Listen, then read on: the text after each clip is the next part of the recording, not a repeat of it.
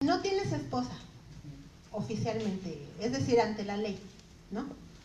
Si no tienes hijos, la cónyuge o el cónyuge tienen derecho a que los registres.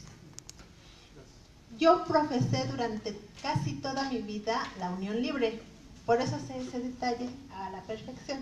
Entonces Toño me registró como cónyuge. Entonces, ya después nos casamos. Yo quería, digamos, hasta le preguntaron a Toño mis hermanas, ¿cómo la convenciste de casarte? Porque yo traía un rollo de que el amor verdadero es el que no requiere papeles, ¿no? Pero bueno, por algunas circunstancias nos casamos, porque amor había, y yo quería demostrar que el amor es más fuerte sin papeles que con papeles. Pero bueno, finalmente las circunstancias me obligaron y tuve que torcer mi manita. Y nos casamos hace 10 años, ¿verdad? Y pero toda mi familia miraba, ¿cómo lograste que se casara contigo? ¿No? O sea, si eso no había ocurrido pues en toda mi vida, ¿verdad? Sí. En fin, eran rollos secheros que yo traía y todavía traigo y estoy convencida de eso. Pero bueno, finalmente. Maestra, cuando ¿quién recibe la pensión cuando se muere el cónyuge? Si queda la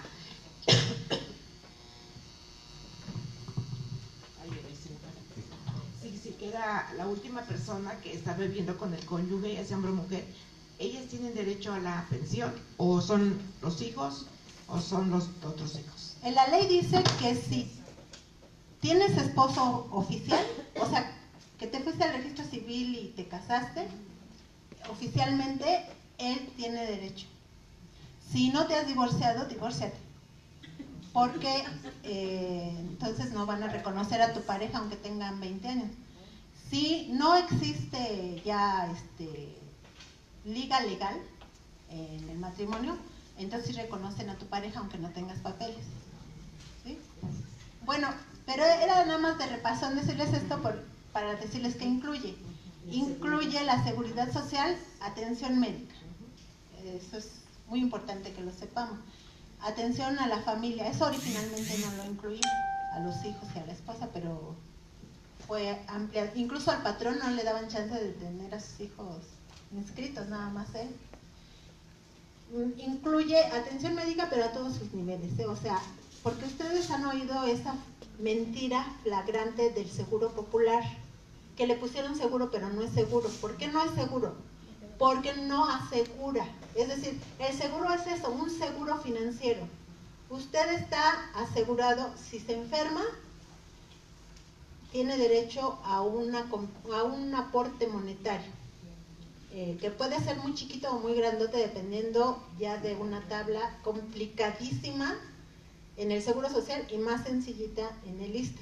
Pero en el Seguro Social es una cosa así que se requiere estudiarle bastante para sacar qué porcentaje le corresponde, pero puede ser desde el 40% hasta el 100% de lo que gana, dependiendo de cuántas cuotas, de una tabla que tiene, del salario que tenga, etcétera, de muchas cositas que no vamos a estudiar aquí, pero que vale la pena que lo sepan, porque la pensión puede ser muy pequeña, puede ser del 40%.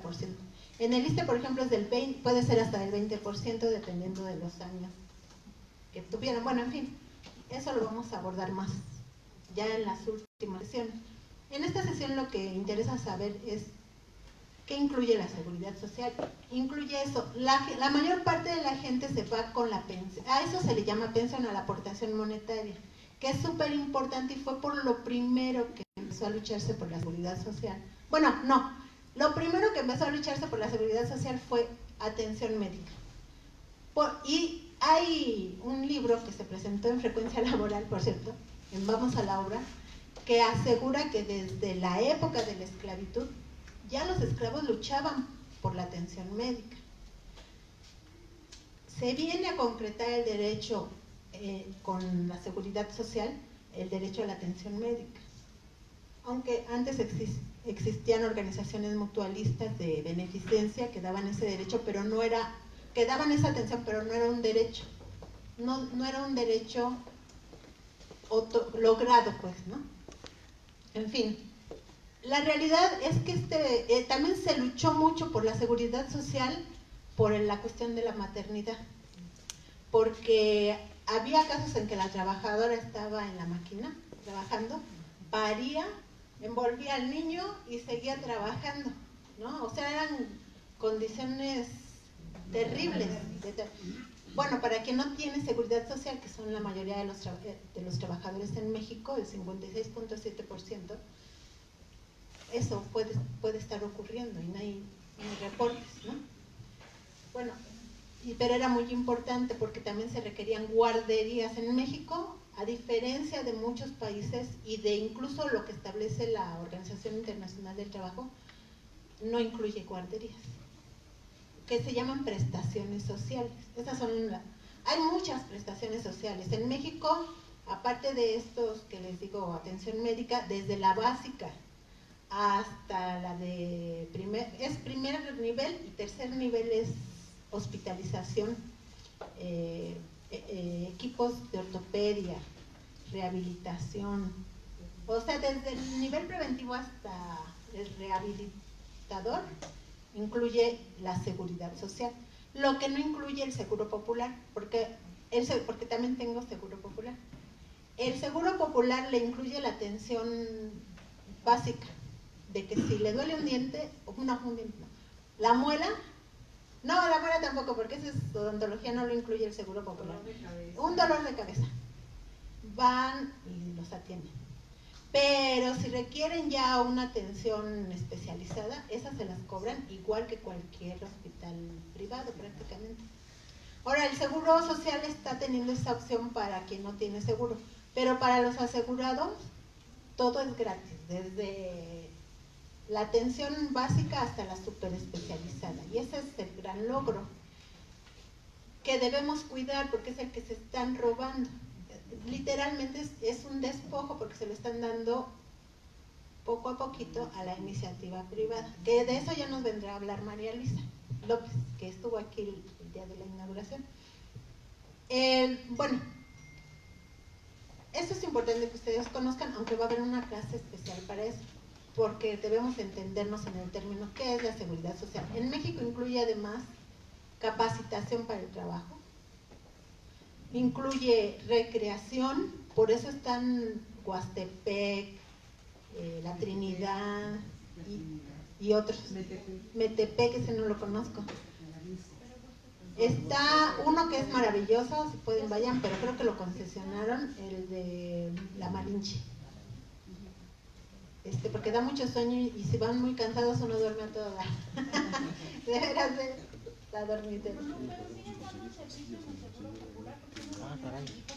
Sí, le voy a decir pues si quiere denunciarlo, no lo sé, nunca lo he usado.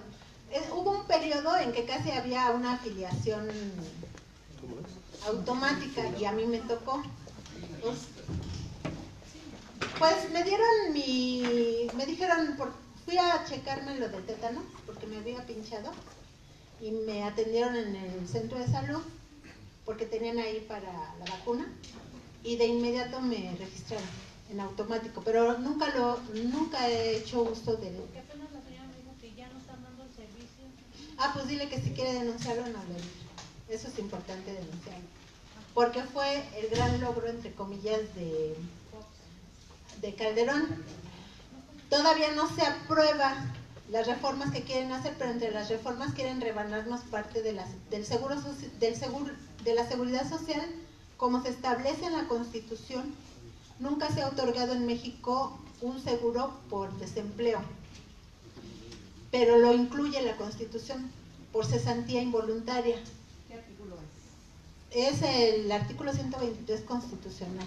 Eso lo vamos a ver en una clase, no vamos a entrar en esa materia porque vamos a tener una clase. Ahorita lo que nos interesa saber es cómo lucharon los trabajadores de finales de 1700 y sobre todo el 1800 y principios de 1900 por ese derecho. ¿Qué otra cosa incluye en México? En México incluye recreación, cultura, cultura, por eso los teatros. Y hay que aprovechar porque cada mes se publica un programa en la página del ISSSTE y en la página del IMSS de qué eventos culturales hay. Hay que ir porque yo he ido y está vacío y entonces de ahí se agarran para decir hay que venderlo, nadie lo usa, etcétera, etcétera. Había un grupo de resistencia de titiriteros en el Teatro Isabel La Corona. Literalmente tenían tomado el teatro y hacían sus espectáculos. Y la verdad, yo iba, pero ya dejé de ir y no supe si finalmente... Sí. ¿Siguen? Ah, está hablando. Bueno, vamos a entrar en materia. La seguridad social. No le llamaron así desde un principio. ¿De dónde viene el término? Yo se los expliqué en la primera clase. Los revolucionarios franceses, por un desarrollo intelectual muy grande que traían toda una tradición intelectual referente al desarrollo de la humanidad, de cómo la humanidad podía ser más feliz. No le llamaban cómo podía tener bienestar. El término de bienestar se desarrolló después de la Segunda Guerra Mundial, fue el que se usó más. Pero en aquel entonces le llamaban cómo el hombre podía ser feliz, el hombre y la mujer, por supuesto, ¿no? Y empezaron a desarrollar una serie de filosofías y teorías para que el hombre fuera más feliz. Entonces se gesta la revolución burguesa y ellos, los más revolucionarios, los de la izquierda, los jacobinos les llamaban, también los de la montaña, también les decían la izquierda. De ahí viene el término la izquierda, aunque hay quien dice que viene de la religión, porque la izquierda era del demonio y la derecha de Dios. Y entonces a ellos les decían de la izquierda no por eso, sino porque se sentaban a la izquierda del Congreso. De ahí viene el término. Y en esos años se estaban dando motines de hambre. Había revueltas muy grandes por hambre. Había una revolución, ya habían hecho la revolución, ya le habían cortado la cabeza al rey y el hambre seguía. O sea, después de una revolución no es en automático que mejoran las cosas.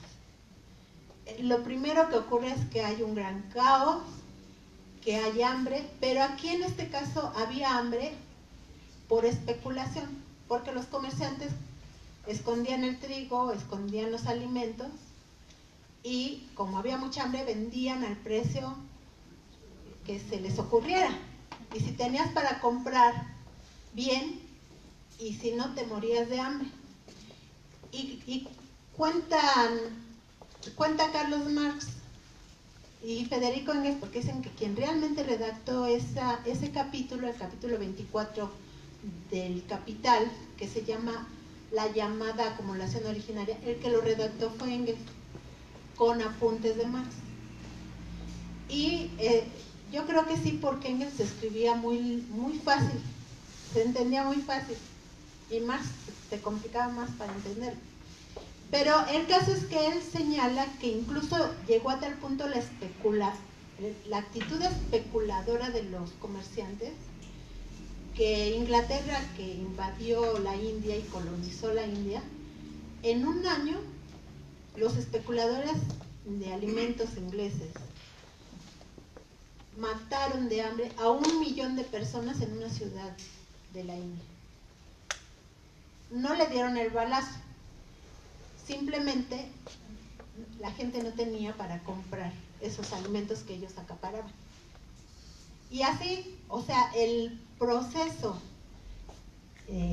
digamos, de robustecimiento de los capitalistas y los burgueses fue un proceso muy tortuoso porque no se tentaban el corazón para matar, para despojar, para especular a la población, ¿no? En síntesis, cuando lean la llamada acumulación originaria del capital, que empezó a darse en la época feudal, van a encontrarse muchos elementos de cómo despojaban. nosotros vamos a abordar algunos de ellos. Entonces, en Francia, antes que en otros países, se estableció en una ley el derecho a la subsistencia. Ya les había yo platicado que la Declaración de los Derechos del Hombre y del Ciudadano, la primera, surgió con la revolución. O sea, una vez que ganan los revolucionarios, adoptan esa Declaración de los Derechos del Hombre y del Ciudadano como su constitución, su carta magna, y en el capítulo 1 decían que el principio número 1, el básico para que los hombres fueran felices, era la libertad. Pero como se estaban dando estos motines de hambre, los dirigentes de la izquierda dijeron no. O sea, el derecho número 1 es la subsistencia, la vida. Porque ¿de qué me sirve la libertad si estoy muerto de hambre? O si estoy muerto por otra razón. Entonces, no lograron poner la Declaración de los Derechos del Hombre que ellos querían, pero sí lograron introducir unos cambios en una reforma que tuvo en 1993. Y en esos cambios viene el principio básico de lo que después se va a entender como seguridad social. En el artículo 22 establecen que en un dado caso de establece por primera vez en una constitución el derecho al trabajo, bueno, que porque la Declaración de los Derechos del Hombre y del Ciudadano era su constitución, en el artículo 22, y establecen por primera vez el derecho a que si el Estado no te puede dar un trabajo, te tiene que dar los medios de subsistencia, lo que hoy se entiende como una pensión, que podría ser en especie o en dinero, ¿no? Ellos lo plantearon así. La izquierda se radicalizó y llegó a la conclusión de que para que el hombre fuera feliz no debería haber propiedad privada, que era la máxima aspiración, la máxima bandera de la burguesía que estaba naciendo, que estaba ya robusta, pero apenas estaba, digamos, en crecimiento, y ellos como que se adelantan en el pensamiento, su pensamiento fue más allá y dijo, no, esta propiedad privada provoca muchos pobres, porque una vez que tienes propiedad privada, lo que te interesa es la ganancia, no la felicidad de los demás, porque se dieron cuenta que para tener esas grandes propiedades privadas, esas grandes ganancias, lo que tenían que hacer esos grandes ricos nuevos que eran los burgueses, era explotar, despojar, asesinar, especular, apropiarse de lo que era de otros por la vía violenta. O sea, no era por las buenas, no era por favor, era aguamazo partido. En este texto que les recomendé de la llamada acumulación de capital originaria, habla de que hubo pueblos enteros masacrados para quedarse con lo que tenían. Y aquí en México lo vivimos en la época de la colonia. Aquí hubo exterminio y no fue conquista, fue invasión, fue despojo, fue exterminio. Entonces el nombre de conquista debería borrarse. No fue una conquista porque no nos conquistaron, no vinieron con carita bonita a hablarnos, vinieron con armas que en aquel entonces era así como decir una bomba atómica contra un machete, por decir algo. Era imposible. Y aún así les ganaron los pueblos originarios muchas batallas, nunca pudieron entrar por el sureste mexicano. Y se les hubiera complicado muchísimo entrar por Veracruz si es que Moctezuma no hubiera aceptado recibirlos. Pero bueno, finalmente así se dio la historia. Pero ya se pedía eso, se pedía que hubiera lo que nosotros llamamos una pensión. Pero la izquierda, cuando plantea que la propiedad privada es nociva y que había que tener no propiedad privada, sino propiedad social, y pretende meterlo en la Declaración de los Derechos del Hombre, ahí empezó a sellar su carta de muerte, porque en 2 años se dio una lucha muy cruenta entre la burguesía de derecha y la de izquierda, a los que ya llamaban socialistas, porque plantearon la propiedad social. Socialismo no venía de los comunistas que después se desarrollaron, era de los burgueses. Los socialistas eran los mismos burgueses más humanistas, pero que en su intelecto llegaron a la conclusión de que ese sistema no funcionaba para la felicidad de los hombres. 2 años después, la derecha ya estaba instaurada en el gobierno y ya la izquierda no existía, o sea, existía muy mermada. Los que habían encabezado ya todos estaban muertos, más bien asesinados o encarcelados, pero siguieron las revueltas, o sea, no se acabaron las revueltas. Y entonces lo que vamos a ver es precisamente estas revueltas, cómo incidieron, cómo influyeron y finalmente cómo lograron que se instaurara por primera vez en el mundo la seguridad social. Y nuestra sesión se llama así, porque se logra en una etapa del desarrollo, digamos, del desarrollo, sí, así se les debe llamar, de los medios de producción y de las relaciones sociales, que se llama capitalismo, y por eso nos interesa tanto que se conozca cuáles son las bases del capitalismo, porque se logra aquí, y no se logra por casualidad. Como dicen Marx y Engels, se logra porque se dieron las condiciones. ¿Cuáles fueron esas condiciones? Que empezó a haber una masa de gente desposeída de todo, y su fuerza de trabajo era la única propiedad que tenía, su capacidad de producción,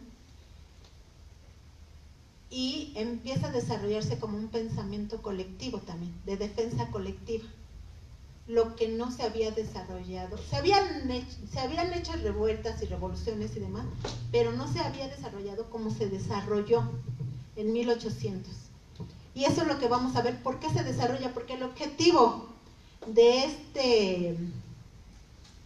esta clase en concreto es entender, el estudiante, el participante en este curso comprenderá que la seguridad social es producto de la lucha organizada de los trabajadores y no se puede lograr de ninguna otra manera, sino con la defensa del derecho y con la organización y fuerza social. O sea, si vamos y lo solicitamos por escrito y de manera individual, lo más seguro es que no logremos nada. Pero la historia lo va a demostrar. ¿Por qué?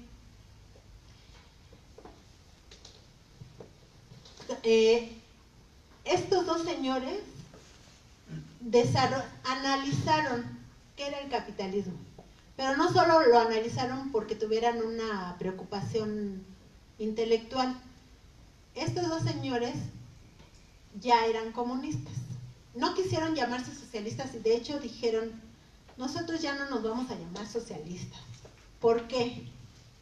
Desde la revolución burguesa hasta el momento en que ellos empezaron a actuar políticamente, que fue en los años 1840, los socialistas sí seguían reclamando la propiedad social, incluso estaban planteando que se hicieran proyectos comunitarios, a los cuales les llamaron socialismo utópico, pero de eso nos va a venir a hablar el maestro Sócrates en otra clase, y no lo vamos a abordar aquí, para no revolver muchas cosas. Ellos dijeron: no somos socialistas porque los socialistas nada más quieren resolver los problemas en cafés, nada más quieren estar discutiendo, se agarraban del chongo, se armaban verdaderas batallas intelectuales, pero no pasan de ahí. Y además quieren resolver los problemas con una iniciativa de ley, gestionando por decirlo así, en la Cámara de Diputados, que aprueben una ley. Y dicen ellos, en la llamada acumulación originaria, las revoluciones no se hacen con leyes, porque aunque se aprueben, fíjense, se requiere muchísima fuerza para que se apruebe una ley en favor de los trabajadores, pero se requiere todavía más fuerza para que se concrete. Incluso aunque un gobernante, porque ayer estábamos viendo la biografía oficial de Plutarco Elías Calles, quiso que hubiera educación para todos, que era una demanda de los trabajadores, por cierto. Pero él lo quería porque él había venido de cuna pobre. Y le costó la vida, literalmente, porque se echó un broncón con la iglesia, porque la iglesia no quería que hubiera escuelas para pobres, pero además se peleó directamente, no quería que hubiera religión. Y pues eso no se combate a balazos. Las creencias religiosas hay que respetarlas, pero él creía que sí, que había que combatirla a balazos. Él era el presidente de la República, aprobó que se hicieran decenas y miles de escuelas en el país. Lo empezaron a hacer y con toda la fuerza que tenía no lo logró, porque se requiere mucha organización y mucha fuerza social para lograr las cosas que al pueblo le interesan, que a la sociedad pobre nos interesa. Pero bueno, estos dos señores se pusieron a estudiar qué era el capitalismo, porque les interesaba. Carlos Marx narra en el prólogo, en la introducción al primer libro que escribió sobre economía política, que se llama Crítica a la economía política.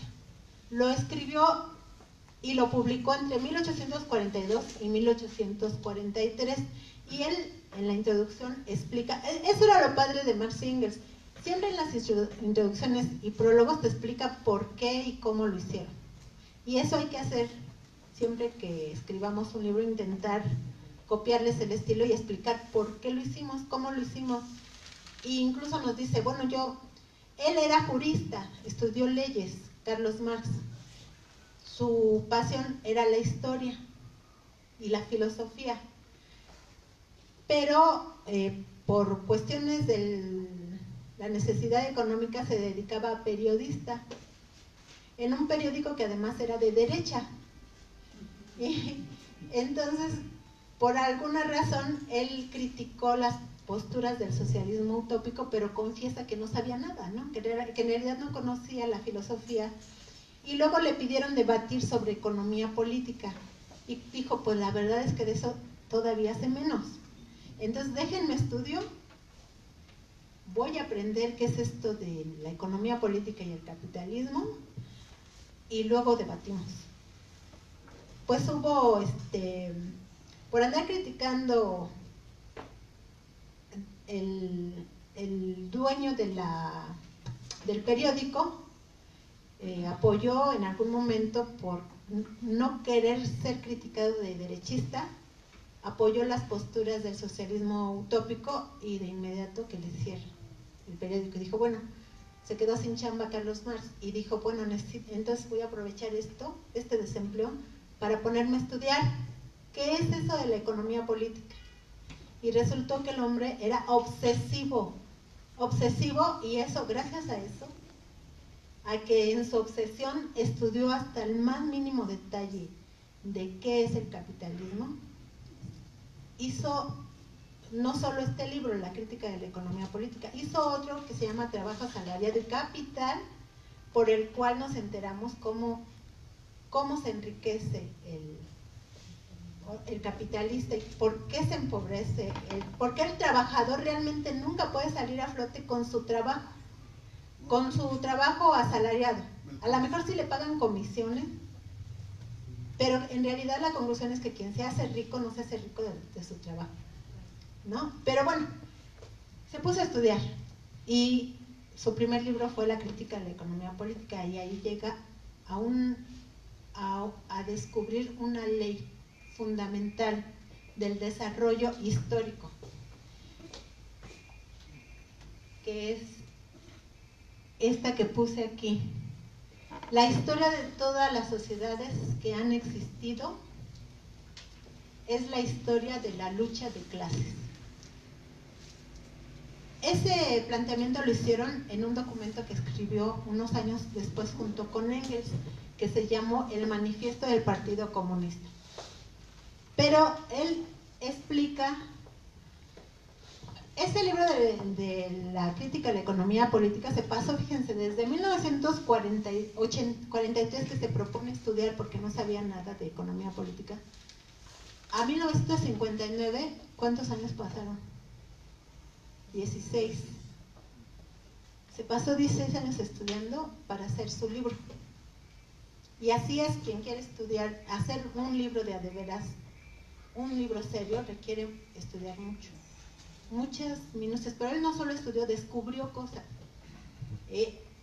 El conocimiento nunca sale de la nada. Él se basó en otros autores, ¿no? Sobre todo en Adam Smith, pero también en otros socialistas que habían estudiado el capitalismo y en otros, incluso burgueses, que hablaban del capitalismo, pero que todavía no lo entendían bien. A él, en ese momento, lo que le interesaba era un debate que traía con un filósofo alemán que se llamó Hegel, y que si a Carlos Marx es difícil estudiarlo a Hegel, se todavía más, porque Hegel decía que Carlos Marx era jurista, y decía Hegel que las leyes hacían a la sociedad. Las leyes, si yo decreto una ley y la aplico, la sociedad va a cambiar. Y él empezó por ahí su análisis. Y dice, no es cierto, que ese es el gran descubrimiento del materialismo histórico de Marx. La sociedad hace a las leyes. ¿De dónde salen las leyes? Principalmente de quien tiene el poder. Y lo vemos en la Cámara de Diputados. Pónganse un día a observar cuáles son las leyes que se aprueban. Las que no nos convienen a nosotros, los trabajadores. Las que les convienen a quienes tienen el poder. ¿Quiénes tienen el poder? Los representantes de quien tiene el dinero y las propiedades y los medios de producción, que son ni siquiera los pequeños empresarios, los grandes empresarios, bueno, los Slim, todos esos del grupo, los Coca-Cola, todos esos que están en ese selecto grupo de hombres de negocios.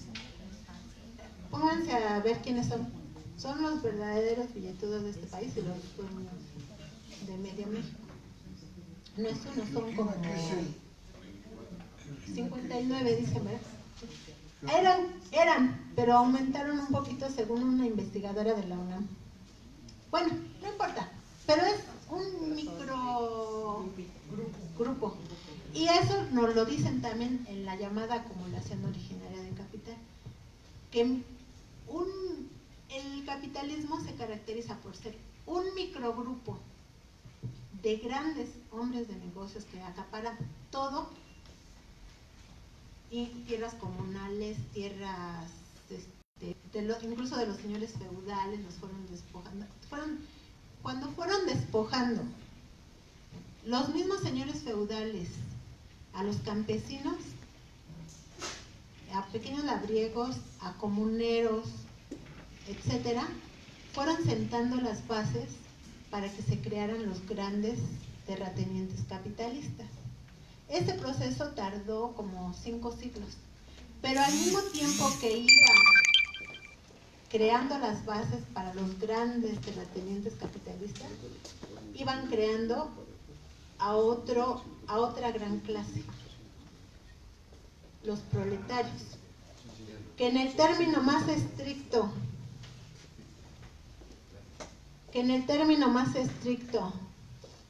de proletario, dicen los que no poseen más que su fuerza de trabajo para venderla. Es decir, en esos términos todos los que estamos aquí seríamos proletarios, aunque unos más que otros, ¿no? Porque algunos tenemos carro, algunos tenemos casa. Pero en esa época se veían proletarios, gente que por poblaciones enteras salían de las tierras despojadas, y empezaban a migrar buscando algunos comiéndose lo poco que habían logrado rescatar, porque llegaban a quitarles todo, por el método que se imaginen, o sea, desde el más cruel hasta el peor. Lo que está ocurriendo en México, en Tamaulipas y en otros estados, ¿no? Que llegan y arrebatan, y tú cómo vas a vivir, pues hazle como quieras, no me interesa. Lo que me interesa es quedarme con estas tierras que tienen gas o que tienen petróleo, y un reflejo de eso se ve en la película, que también es un libro, de La Rosa Blanca. Cómo llegaban las grandes petroleras, y primero llegaban ofreciendo, te lo compro, pero si no quieres, te lo quito, te mato, te viola a tu familia, te desaparezco. La fuerza. Por la fuerza y la violencia, pero en algunos casos era una violencia excesiva, desalmada, despiadada, que es lo que nos describen ellos. Bueno, regresando al tema, nos dicen, él ahí en esa crítica a la economía política descubre un método que no descubrió él solito, sino que dice, curiosamente, cuando yo conocí a Federico Engels, que ahorita les platico por qué se conocieron, él había llegado a la misma conclusión que yo sin conocerlo. O sea, no nos conocíamos, y llegó a la misma conclusión, que la lucha de clases es la que empuja los cambios. ¿Pero a qué se referían con eso? Entonces lo expone al final, en los anexos de la crítica a la economía política, expone el método, que aquí era importante conocerlo porque en ese método se basó el libro que les vamos a regalar. Es el 20 de noviembre al mediodía, en Insurgentes 98, que es el auditorio del ESME. El ESME lo imprimió, Guillén lo editó, yo hice la investigación, y Toño le tocó leerlo 10 veces para que fueran los menores errores posibles, pero si hay alguno, ahí nos lo perdonan. Pero de verdad que le dimos 20 leídas. Y es un poco tortuoso eso. Bueno, el libro se llama ¿Qué tranza con las Afores?, que es, digamos, de donde estamos derivando este curso. Bueno, Engels, que era un hombre rico, muy noble, muy bien portado, y había nacido rico porque su papá era empresario, conocía el funcionamiento de las fábricas que se habían desarrollado ya bastante grandes en 1844. Pero este señor estaba interesado en que no hubiera tantos pobres, en que la sociedad fuera más igualitaria. Aunque él hubiera nacido en cuna de rico, se da ese fenómeno, ¿no?, de que por el desarrollo de su intelecto quiere cambiar al mundo, pero se puso a estudiar. Se puso a estudiar también, y hizo un libro que se llamó, un análisis histórico que se llamó La situación de la clase obrera en Inglaterra. La situación de la clase obrera en Inglaterra, que nosotros vamos a ver cuando hablemos del caso de México, porque ahí, para que veamos cómo se desarrolló la clase obrera en México y cómo se desarrolló en Inglaterra. Mientras aquí había 8,000 obreros en la industria de la lana. ¿Y por qué fue precisamente industria de la lana en México? Eso lo vamos a ver. En Inglaterra era industria de la lana, pero había 250,000 obreros ya.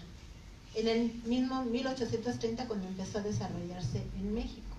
En Inglaterra, en el año en que Engels hizo ese libro, había más de 250,000 obreros, ¿ya? O sea, obreros trabajando en fábrica. Era un ejército de trabajadores, y entonces pudo hacer bien su análisis y describe y llega a la misma conclusión.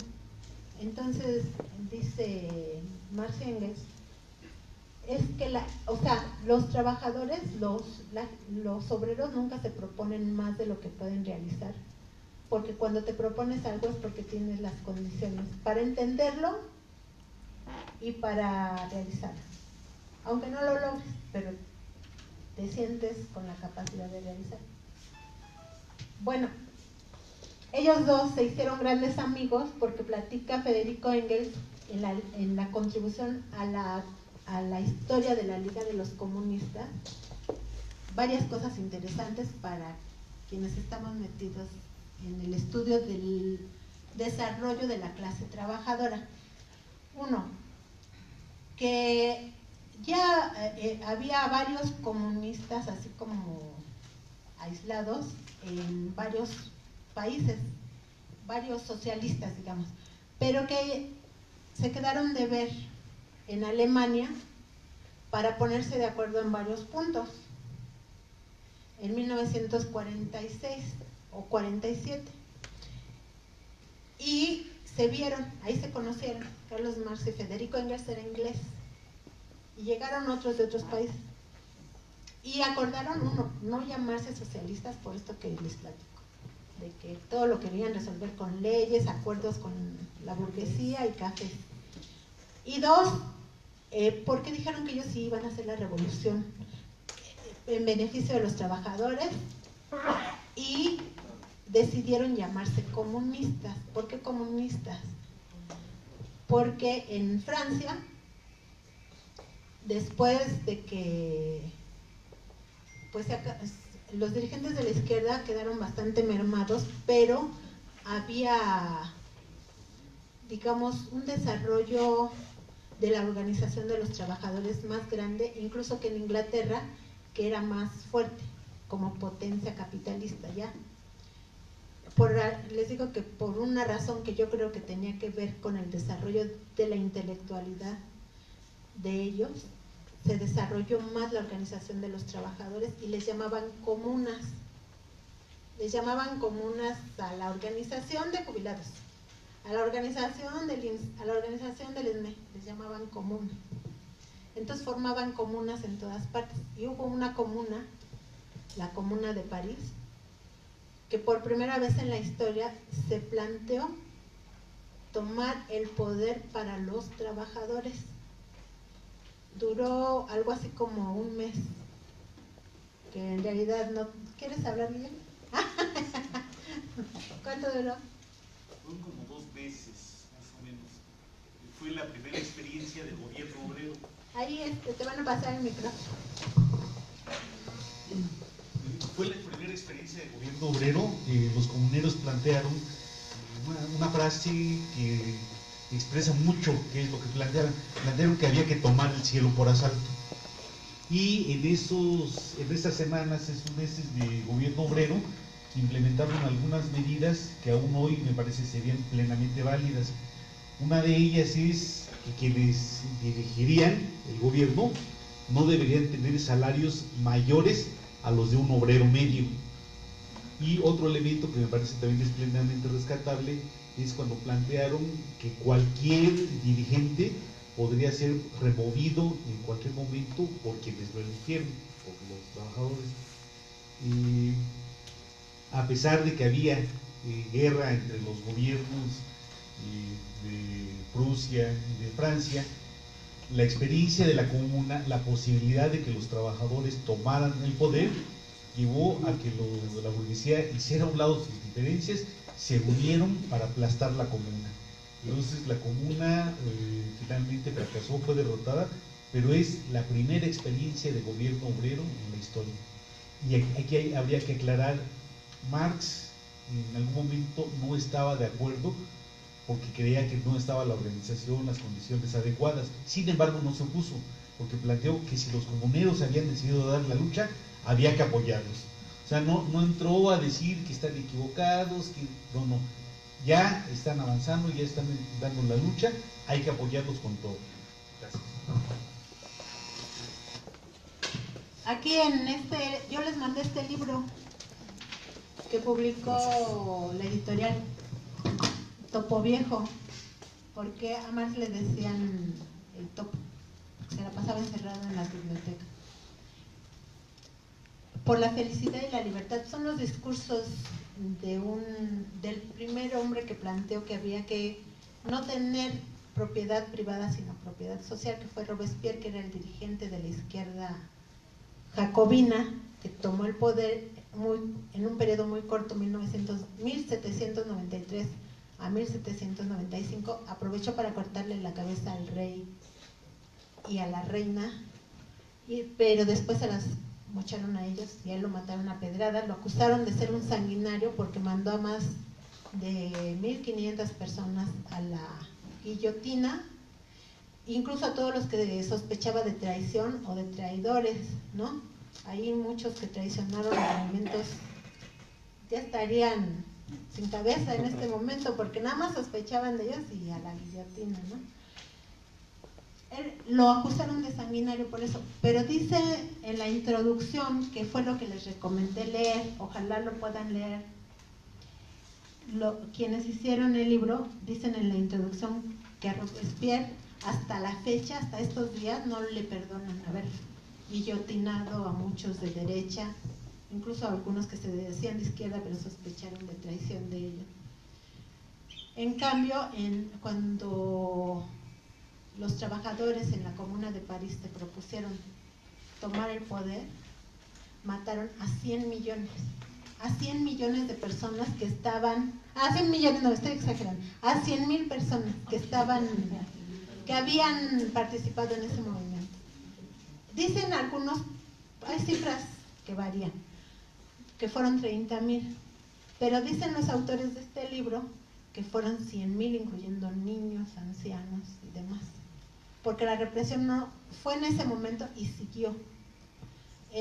Pero ya se habían dado varias revueltas. Una de esas revueltas la podemos leer en Los Miserables, de Víctor Hugo. Y ese libro vale la pena leerlo porque él no solo habla de miserable, o sea, no habla solo de la miseria monetaria, habla principalmente de la miseria humana. Y él da una cifra que a principios de 1800, después de la revolución burguesa y de que incluso habían tenido ya a principios de 1800, por ahí por 1814, 15, había más gente en la cárcel por robarse un pan por hambre que por haber cometido un delito mayor. Y de eso nos habla en la famosa llamada acumulación originaria, nos hablan Marx y Engels porque dicen, ¿cómo lograron los burgueses que la gente aceptara trabajar con ellos a cambio de salarios miserables? O sea, no es fácil que yo convenza a alguien de que trabaja para mí, pero te voy a pagar apenas para que medio vivas, y ¿sabes qué? Además vas a tener que trabajar 14, 16, 19 horas. En México se dio el caso de las 19 horas. Y ahora está regresando. ¿Cómo lograron eso? O sea, pues lo lograron por la fuerza. Porque había tanta gente ya desposeída que ese proceso lo fueron haciendo los mismos señores feudales y con eso fueron creando las bases para que se crean los grandes capitalistas. Que para quien sí tuviera dinero les rentaban las tierras que despojaban. Y esos fueron los cimientos de la burguesía terrateniente agraria, ¿no? Ellos, veían a tanta gente que se estaba muriendo de hambre que decían, bueno, te contrato por tanto. Y la gente, como ahora, o sea, se contratan por lo que sea y por las horas que sean, ¿no? Entonces, ahí empezaron a descubrir que el hambre es una amiga de los acaparadores y de los especuladores y de los explotadores, ¿no? No les interesaba y no les interesa generar proyectos de control natal en favor del aborto, mucho menos, porque desde entonces saben que la sobrepoblación sirve a los intereses de la burguesía ahora transnacional, porque entre más gente con hambre haya en la calle, salarios más bajos se imponen. Pero bueno, no alcanzaban a contratar a todos. Empezaron a crearse también industrias, pequeñas al principio, porque este proceso fue dentro del mismo feudalismo. Hagan de cuenta un chayote que le está saliendo su chayotito, pero sale una ramita. Así fue la gestación de la burguesía. Estábamos en el feudalismo, pero ya estaban haciendo el otro sistema, el burgués. Se empezaron a crear fábricas primero, o empresas primero con maquinaria que funcionaba por el movimiento del agua, por la fuerza del agua. Hidráulicas, por decirlo así, pero rudimentarias. Entonces se instalaban en donde hubiera ríos o corrientes de agua, sobre todo textiles, porque por alguna razón a ellos les dio por el desarrollo de la lana, creyeron que así iban a tener más riqueza y necesitaban tierras para criar ovejas, extraer la lana, y la industria textil se hizo muy importante. De hecho, la primera máquina de vapor fue para mover a una máquina textil, fue una máquina textil de hecho.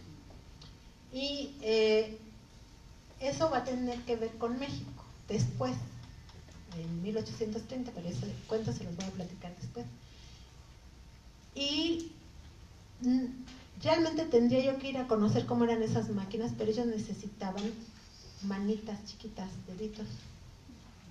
Y se les ocurrió la brillante idea de que, bueno, vamos a contratar a los niñitos que están en los hospicios de las iglesias. Aquí no eran iglesias católicas, que también tenían lo suyo, eran protestantes, o sea, católicos y protestantes por igual. Mientras se trate de sacar ganancia, no les importa. Les entregaban a los niños de entre 7 y 14 años a cambio de que les dieran de comer. Y ojo, porque quiere resurgir esta figura. Crearon legalmente, porque para las leyes burguesas, o para las leyes de quien tenga el poder y tenga dinero para comprar conciencias, sí se aplican y se hacen rápido. Crearon una figura que se llama aprendices. ¿No han oído en los últimos días que quieren revivir la figura de aprendices? Y a los estudiantes. Y hay que tener cuidado porque hay una buena voluntad de darle chamba y un dinerito a los estudiantes, pero esa figura de aprendices derivó en una esclavitud desalmada de los niños entre 7 y 14 años, a los que explotaban hasta morir. Se morían trabajando. O sea, el convenio era a ver, tú tienes un hospicio, mándame a tus muchachos, yo les voy a dar de comer, les voy a enseñar el oficio, por eso se llama aprendices, y les voy a dar una cama y les voy a dar un techo, y tú ya no vas a tener el problema de dónde vas a sacar para darles de comer a tanto muchacho. Yo les voy a dar de comer, pero que trabajen aquí en mi fábrica, en estas máquinas que requerían deditos. Habría que ver por qué, no sé si al hilar sea más fácil con una manita de niño o de un joven, pero lo hicieron y después se dieron cuenta que eso les estaba reportando mucha ganancia, y después se dieron cuenta que entre más trabajaran los muchachitos, más ganaba. En este caso el capataz y el capitalista, porque el capataz narra ahí en la llamada acumulación originaria, cobraba por lo que produjera el muchachito. Y la figura de aprendices nunca establecieron, a ver, pero ¿cuánto le vas a pagar? ¿Cuánto le vas a dar de comer? ¿Cuánto horas van a trabajar? Nada de eso pusieron. Y durante cuánto tiempo, cuánto te vas a tardar en enseñarles, porque esa era la oferta. Por eso se llama aprendiz, porque va a aprender el oficio y para después él poner su taller o valerse por sí mismo. No, pues no ponían fecha. Esa figura también se creó en México y también operó y también esclavizó gente, pero en Francia surgió en 1670 y tantos. Terminaron esclavizados los niños y en 1700 y fracción, incluso hay una novela cómo se morían los niños trabajando, ¿no? Cómo los explotaban. No solo abusaban de ellos en su trabajo, sino también sexualmente. O los usaban para mutilarlos, o los usaban para la prostitución, o los usaban para cualquier cosa. Y no cumplían con lo convenido. lo que estamos viendo, que está ocurriendo, pues en ese entonces ya ocurrió. Eso le fue generando más ganancias a los capitalistas, que en Inglaterra tuvieron una ventaja y por eso se desarrolló más el capitalismo allá. Aquí en América, por ejemplo, la Iglesia Católica, bajo pena de muerte, no te permitía invertir tu dinero. A los señores feudales que acaparaban mucho dinero, no les permitía invertirlo en nada que no estuviera autorizado por la Iglesia Católica.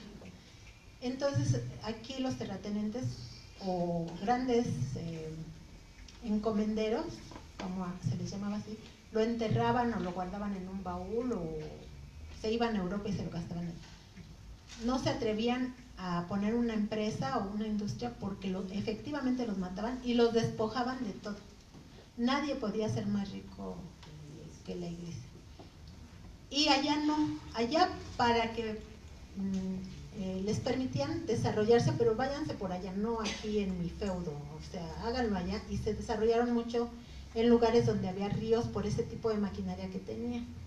Entonces las condiciones reales, materiales, dicen Marx y Engels, que esa fue la gran ley que descubrieron, va determinando cómo te desarrollas tú, cómo se desarrolla tu pueblo, etcétera, etcétera. Entonces descubrieron que en este sistema capitalista, cuando ya logra desarrollarse, hay dos grandes bloques. Hay también artesanos, hay agricultores en pequeño, hay empresarios en pequeño, pero hay dos grandes bloques que empiezan a definir el rumbo de la economía. Uno es muy pequeño, muy chiquito, y hasta entre ellos se comen, son como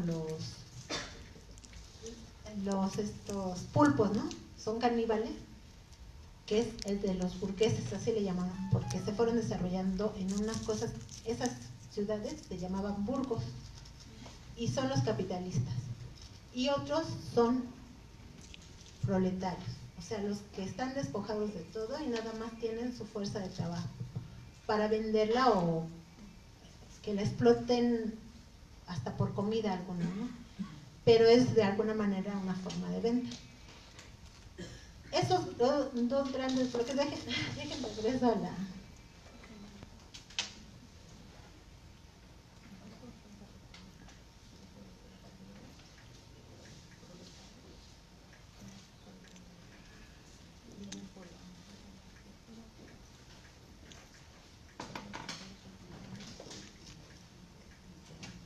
Esos dos grandes bloques, burgueses y proletarios, van a definir algo que le llamaron modo de producción capitalista.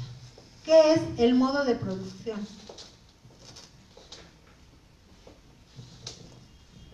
Marx le llamó a su método, ahora se le conoce como método materialista dialéctico o el método materialista histórico. Pero él no le llamó así, le llamó el método de la economía política. ¿Cuál es el método de la economía política? Uno, que hay que analizar la realidad partiendo de sus condiciones materiales, o sea, ¿qué hay? ¿Qué medios de producción hay? ¿Cuál es el desarrollo social? ¿Cuál es el desarrollo en la producción? ¿Cuáles son sus características? ¿Cómo se relaciona la población? ¿Cómo se relacionan los hombres para producir? Y eso va a definir cuál es el modo de producción y qué ideas, qué leyes, qué cultura se desarrolla a partir de ahí. Que puede haber una influencia de arriba para abajo y de abajo para arriba o por los lados, pero lo que va a determinar fundamentalmente es el modo de producción, cómo se relacionan los hombres. Y entonces descubren que en el modo de producción capitalista, la población, el pueblo, como decían los franceses, los revolucionarios burgueses de Francia, y como todavía decimos ahora, el pueblo no es uno, no es un montón de gente que tiene los mismos intereses. El pueblo tiene diferencias, está dividido en clases, dicen ellos. En el capitalismo, que son estas, burgueses y proletarios. Pero también hay otros sectores, otros grupos. Algunos de ellos derivan de otros modos de producción, pero los fundamentales y los que definen todo en este sistema capitalista es la relación que hay entre burgueses y proletarios. Y según quién esté mandando en este momento, las leyes van a reflejarlo, y ustedes lo ven muy claramente. Empezaron en México a destruir a los sindicatos con el gobierno de Salinas y lograron una reforma laboral neoliberal, que así le llamamos, neoesclavista, en la que eliminaron más de 36 derechos humanos, eliminaron el derecho, para empezar, a tener una base de trabajo. Aumentaron de manera inmediata, al autorizar el pago por hora, aumentaron de manera inmediata las jornadas de trabajo a 12 horas. A 14 horas. Estamos viviendo como al principio del plan, cuando se supone que ahora hay máquinas súper desarrolladas, deberían ser mejor que aquellas personas. Bueno, resulta que en el momento en que los proletarios empiezan a crecer, ¿cómo los someten para obligarlos en parte a trabajar? ¿Y por qué no querían ver a tanto proletario en la calle pobre? Porque algunos pues sí se volvían en malvivientes, delincuentes, viciosos, pero no era la mayoría estaba pasando hambre y no tenían ni dónde vivir. Se les ocurrió la maravillosa idea de matarlos. Algunos exterminio total y a otros los colgaban. Primero los azotaban. O sea, no podían matarlos así de un solo tajo, tenían primero que torturarlos. A algunos les cortaban la cabeza, la oreja. A otros pues los torturaban, a otros los encerraban. Pero fueron leyes que decretaron los reyes ingleses y que después adoptaron los franceses y que después se fue extendiendo, incluso llegó a México en la época de Santana. Hay un estudio muy interesante de la UAM en el que Santana decretó que todos los indigentes podían ser encarcelados, y no sé si se recuerden que hasta hace unos años, unos 20, 30 años, andar de indigente en la calle los llevaban a la cárcel. Ahora ya no, y andan durmiéndose pues por los en las derechos calles, humanos. por los derechos humanos. Exactamente. O sea, pero tampoco les dan una solución. O sea, los dejan ahí en la calle y verdaderamente sí, pues se convierte en un proceso, ¿no? Bueno, a la primera pregunta, ¿la población es toda igual? Pues ya respondieron ellos, no.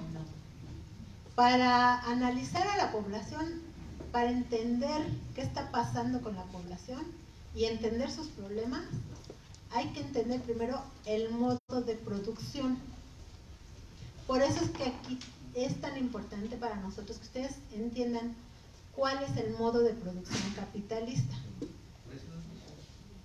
Se basa fundamentalmente en dos o tres cositas. Uno, el modo de producción capitalista se basa en el acaparamiento del mayor número o extensión de tierra, de dinero, de mercancías, y en la explotación del trabajo asalariado, que fue lo que nos explicó el maestro Sócrates la clase pasada. La explotación del trabajo asalariado no es igual a la explotación del siervo o a la explotación del esclavo. Tienen diferencias. ¿Cuáles? La explotación del trabajo también existía en la esclavitud y en el feudalismo, pero de diferente forma, y esa es la clave fundamental para entender el capitalismo. ¿Cómo era en la esclavitud? Pues era total, era absoluta, o sea, se apropiaban de tu persona, es la principal característica. Y a partir de eso podían hacer contigo lo que quisieran, todo lo que se imaginen.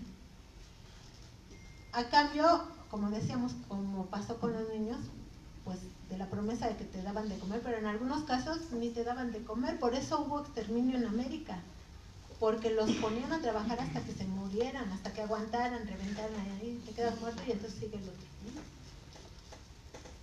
No significa que en el capitalismo no haya esclavos o que en el feudalismo no hubiera, porque incluso se decretaron leyes para aprobar nuevamente la esclavitud, pero no era la principal característica en que explotaban, aunque llegó un momento en que sí, aquí en América. El feudalismo reinstauró el esclavismo en América, cuando el feudalismo era una etapa posterior. ¿Cuál es la característica de la explotación del siervo, de la gleba? Tampoco podía salir del territorio, ¿no? Pero ya el señor feudal no era dueño de él, sino de su producto, de lo que produjera, del producto casi siempre agrícola, aunque también había artesanal. A veces una parte se la quedaba el artesano o el siervo y otra se la daba a los señores feudales. A veces cuando tenían deudas, pues se la quedaba todo el señor feudal. Por eso es que ahora en las nuevas formas de esclavitud, que es un delito penal internacional, se considera a la servidumbre, porque se le llama así, servidumbre, como una forma actual de esclavismo, como una forma análoga de esclavismo. También se dio otra forma de explotación, el que tú tenías deudas o nada más porque yo soy el señor feudal, tú tienes que ir a limpiar mi casa o los establos por servicio a tu señor o a tu señora. No solo tú, tu familia también me tiene que dar servicio si quieres explotar la tierra que te presto, ¿no? Pero no te la presto, en realidad te quito una parte de la producción.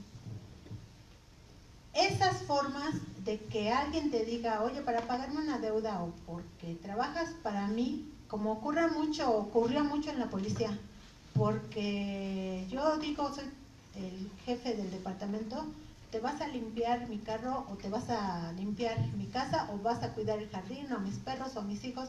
Se daban mucho, no sé si se siga dando, pero hasta hace muy pocos años los policías se quejaban mucho de eso. También los militares. Eso es servidumbre y eso es una forma análoga de esclavitud que persiste hasta nuestros días. Pero en el capitalismo no es la fundamental. Se da, pero no es la fundamental. Se da mucho en el campo, se da mucho en la economía informal. Por eso es tan importante que reclamemos inspección del trabajo en la economía informal. Porque si no lo hacen ni en la economía formal, mucho menos en la informal. Ahora sí que como al estilo de los intelectuales revolucionarios franceses, no porque nos afecte directamente, sino por solidaridad o humanismo con quienes están viviendo eso, ¿no? Han encontrado, fíjense, la Comisión Nacional de Derechos Humanos hizo un reporte hace medio año más o menos, en el que dijo, no sé si recuerdan que hubo una nota escandalosa que encontraron esclavos en un campo agrícola, creo que fue, bueno, por allá no me acuerdo exactamente, pero creo que fue en Sonora o en Baja California. Y dice, y llegaron los inspectores y autoridades de la Secretaría del Trabajo y siendo esclavitud no detuvieron a los esclavistas, cuando ese es un delito internacional, es penal internacional. Y siendo funcionarios públicos es un delito de lesa humanidad. Y no escucharon a un tipo que fue candidato independiente, que se hace llamar el Bronco, que decía, que hizo una declaración pública, de que había que imponerle trabajo forzado a los reos. Estos señores estaban incurriendo, al menos en la declaración, y debieron haberlo llamado a declarar por tentativa de trabajo forzado. Ahora, las leyes internacionales y también la mexicana establecen que cuando un juez a un reo o a un delincuente le impone trabajo como pena, no es trabajo forzado. Pero así como lo planteó el Bronco, hay que imponerle trabajo forzado, pues lo estaba diciendo. Entonces había que llamarlo a cuentas. Pues dice la Comisión Nacional de Derechos Humanos que es tan ajeno para nosotros ese delito que incluso incurriendo en él, liberando a los esclavos como lo hicieron las autoridades del trabajo, no detuvieron a los dueños del terreno y a sus capataces. Y era un delito internacional.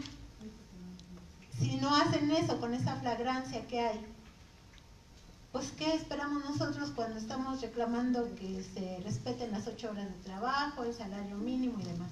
Bueno, ¿por qué los pobres, por qué los burgueses son tan ricos y los proletarios son tan pobres? Entonces se preguntan, ¿por sobrepoblación? ¿Porque tienen muchos hijos? ¿Por qué unos son muy listos y otros son muy ingenuos? ¿Por castigo divino? ¿O por despojo? Principalmente por despojo. Y la forma de cómo es la forma, entonces se preguntan ellos y empiezan a investigarlo. El despojo empezó en el siglo XIV, pero fundamentalmente en el siglo XVII se dio en su mayor expresión y con el mayor de los cinismos. El siglo XVII es 1600 a 1700. ¿Por qué? Porque entonces al arribar, invadir y someter a los pueblos originarios de América, el despojo se dio de una manera descomunal, acribillando, arrebatando, etcétera, etcétera, y por supuesto así se hicieron mucho más ricos los ricos, ¿no? Aunque los españoles no lo aprovecharon porque andaban en guerra, se dedicaron a hacer guerras y se quedaron sin dinero.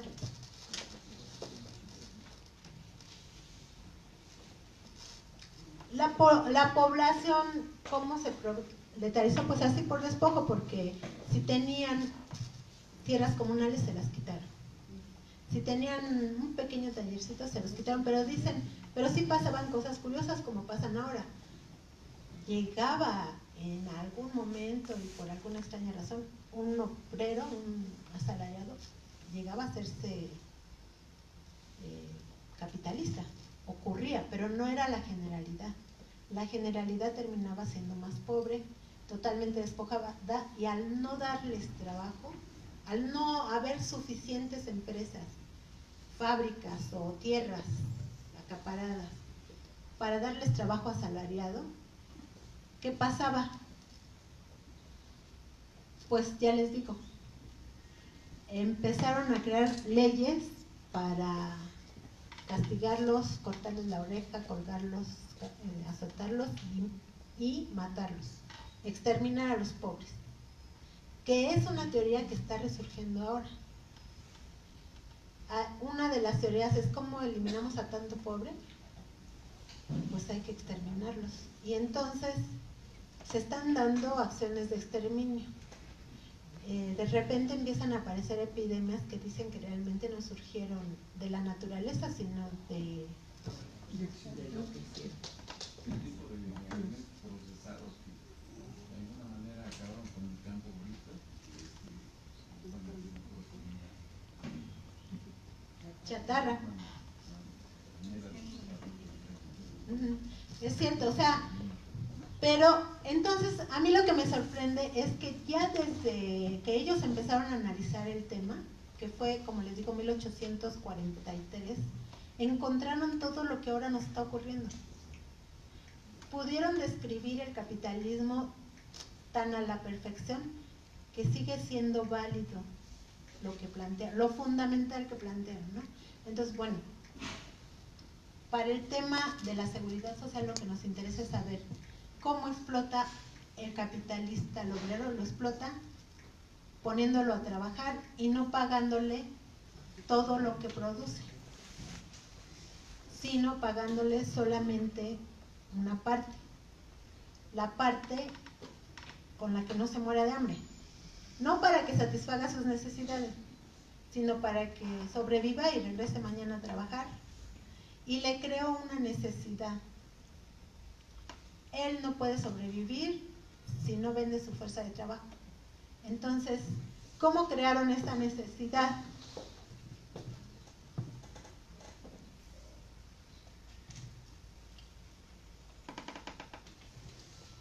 Dicen ellos que originalmente la burguesía utilizó toda la fuerza del Estado para sujetar el salario dentro de los límites que beneficiaban a la burguesía, a la extracción de plusvalía y para alargar la jornada de trabajo. Dicho así, pues se entiende poco.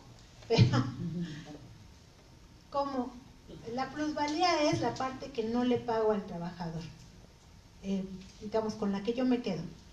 Pero para los efectos del trabajo se llama salario no pago. Yo no le pago esas horas y de ahí saco mi riqueza, mi plusvalía. Sí, por ejemplo, te voy a poner a trabajar. En esa época, por eso era tan importante, y lo es ahora, tan importante, que trabajen más de 8 horas. Ponerlos, ustedes vayan a empresas gigantes como la Lala y los ponen a trabajar 14 horas. La Costeña te pone a trabajar. Y son empresas grandes que no pueden argumentar que es crisis ni nada. Ejecutiva en su instancia legislativa y en su instancia judicial. Porque el Ejecutivo, ¿quiénes son? Pues son las autoridades, aparte del presidente, pues las autoridades que deben ejecutar la justicia. Y no les tocan, exacto, las autoridades del trabajo y también las penales. Porque ahora muchos delitos, eso que hace la Costeña y eso que hace la Lala, es una forma análoga de esclavitud. Por eso digo yo que impusieron el neoesclavismo. Porque si tú no estás de acuerdo en trabajar tiempo extra, no deben obligarte a hacerlo. Ahorita te van a pasar el micrófono. En lo que te llega, voy a decir esto. Es decir, la Ley Federal del Trabajo, eso sí no lo quitaron, sigue y hay que cuidarlo. Dice que debemos trabajar, que lo permitido son 8 horas de trabajo. Después de esas 8 horas de trabajo te deben pagar horas extras, pero si estás de acuerdo. Si no estás de acuerdo, aunque te las paguen, es trabajo forzado, y eso debemos aprendernos lo de memoria. Además hay un límite de horas extras. Ahí hay un límite de horas extras. Vamos a permitirle al compañero. Maestra, nada más para marcar que también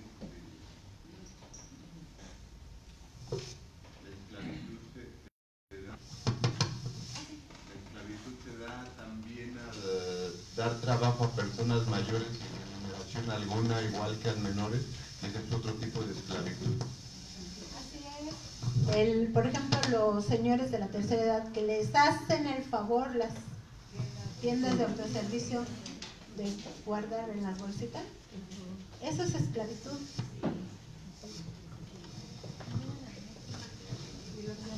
Sí, inclusive se ha sofisticado tanto el nivel de esclavitud que, por ejemplo, las empresas financieras tienen trabajadores de 9 a 9 o más, según sus cortes de, por ejemplo, cálculos financieros. Incluso se amanecen haciendo cálculos y no les pagan horas extras. El grado de explotación, por ejemplo, de la era digital es tremendo, porque donde se necesitaban 100 empleados para armar coches, con las máquinas que hacen máquinas, con 5 empleados en una computadora, hacen la misma producción y en menos tiempo. Y entonces todos los que quedan desplazados. Ya hoy esta sofisticación de la explotación nos debe llevar a nosotros a pensar hasta de otra manera toda esta excelente interpretación del materialismo histórico, porque lo tenemos que actualizar. Marx llegó hasta donde llegó, pero la era digital nos está llevando a nosotros a otras dimensiones. Por ejemplo, la apropiación del conocimiento. Esos conocimientos que han hecho que las máquinas produzcan tanto, fue producción social. Ese conocimiento no se reclama como derechos humanos, como derechos sociales, como derecho del capital. Y nosotros sí tenemos ya que avanzar en ese punto. ¿Cuál puede ser la distribución hoy de la riqueza y del saber? porque resulta que son los dueños de empresas, los dueños del capital, que sí por siglos XVI, XVII, XVIII vinieron acumulando, y hoy pues de una manera muy sofisticada pues, actúan en la explotación y la apropiación de la plusvalía.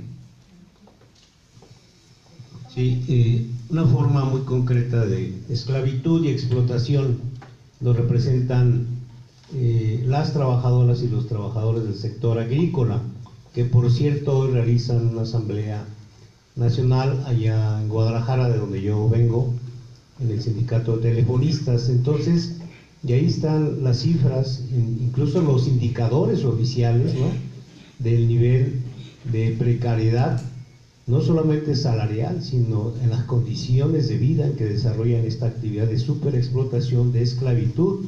Es decir, nos referiremos a lo que acontecía durante la dictadura de Porfirio Díaz y en pleno siglo XX, ¿no?, con lo que decía el compañero, con los avances de la nanotecnología, la inteligencia artificial, la robotización, que son, digamos, esquemas en el marco de la cuarta revolución industrial, esquemas de superexplotación y esclavitud, incluso de desplazamiento de la mano de obra humana, ¿no? Es mi comentario. Pues yo creo que todo lo que usted nos está enseñando, todo se está repitiendo en esta época. Nada más lo tenemos que transportar a esta época. Todo lo que usted nos está diciendo. Y ahorita en las empresas, aunque sean grandes y chicas, les están diciendo que los registran en el Seguro Social con un salario mínimo y por afuera les pagan lo demás. Y ellos tienen que decidir si aceptan el trabajo o no lo aceptan. Y lo tienen que aceptar, porque si no, no les dan el trabajo. Entonces, ¿quién está haciendo todo eso? Pues el poder, el mismo gobierno está colaborando con los empresarios, ¿no?, para llegar a esa situación en que estamos llevando. Y ellos saben, los trabajadores muy bien, que eso les va a repercutir en un crédito, en tener otras cosas. Cuando se enfermen, ¿cómo les va a pagar el instituto con un salario mínimo? ¿Cuánto les va a pagar? Todo esto va repercutiendo en cadenita para todos, pero la gente necesita el trabajo.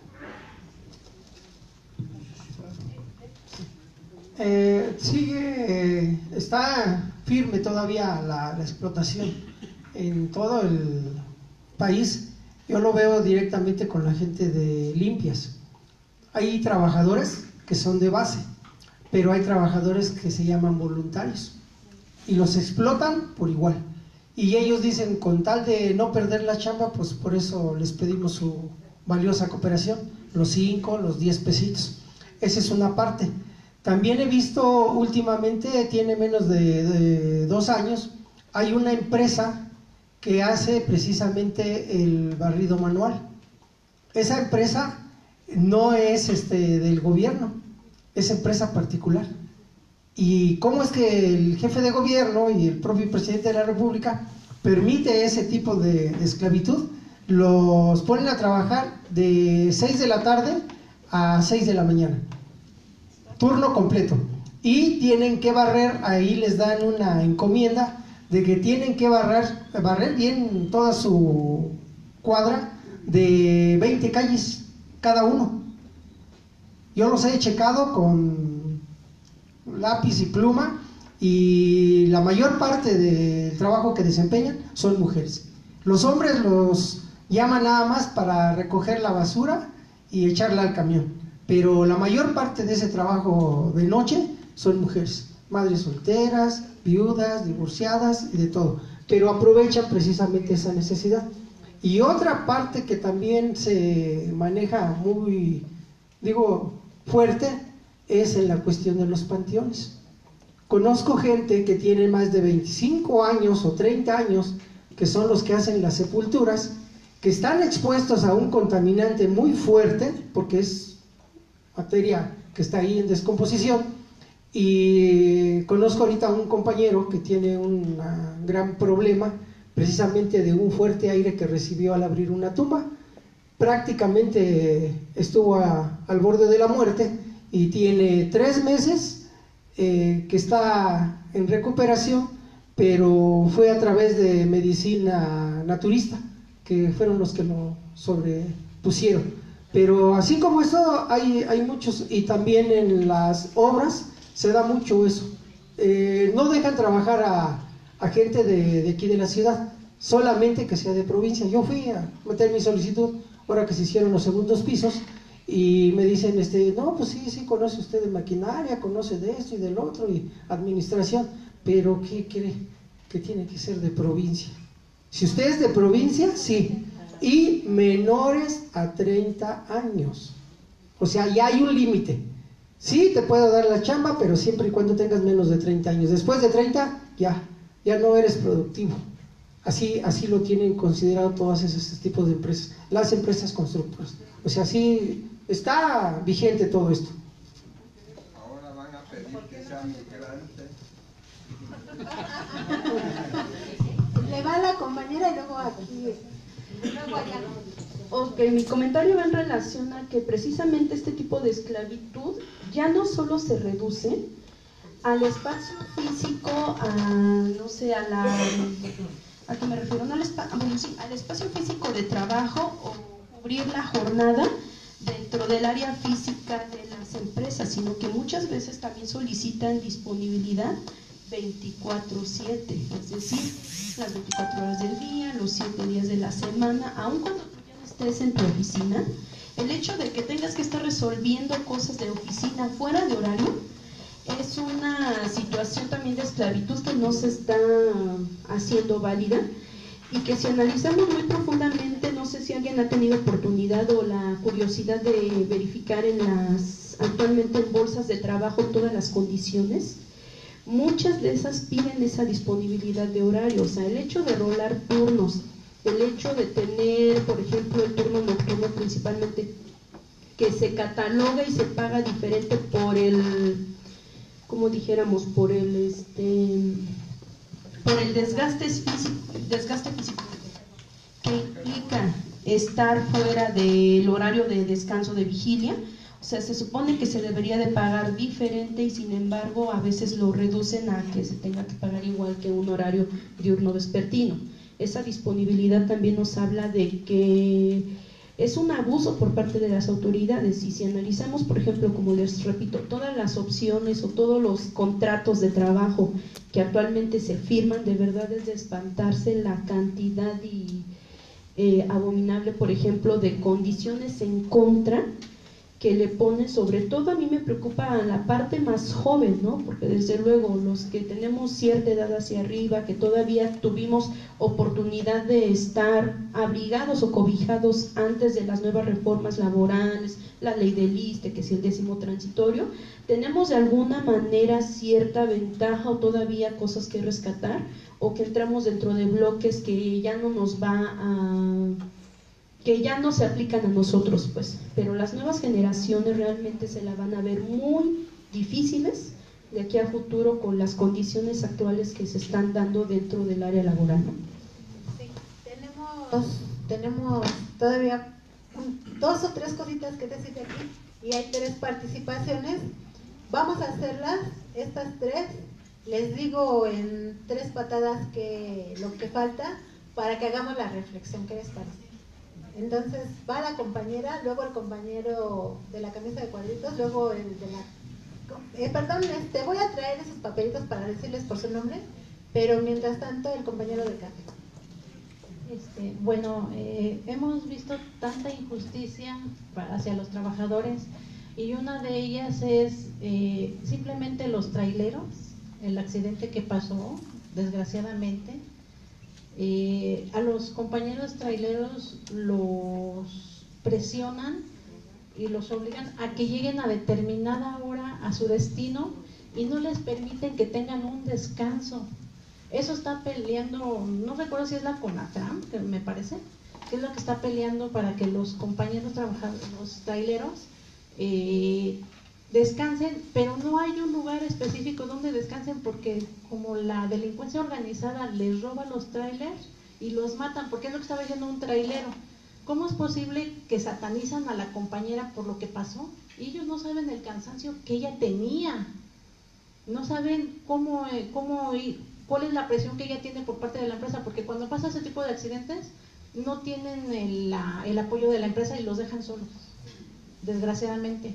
Y en el caso de nosotros, de cuando nos corrieron de Luz y Fuerza, igual hubo muchas arbitrariedades, porque los de CFE contrataban gente de fuera, inexperta, y eso pasó mucho, de que se subían, los obligaban a subirse a cortar las ramas de los árboles porque las ramas de los árboles perjudican en los cables, se quemaban y no tenían el seguro, no tenían seguro, y la gente que, bueno, sus familiares que protestaban terminaban siendo reprimidos por la empresa de CFE. Muchas gracias.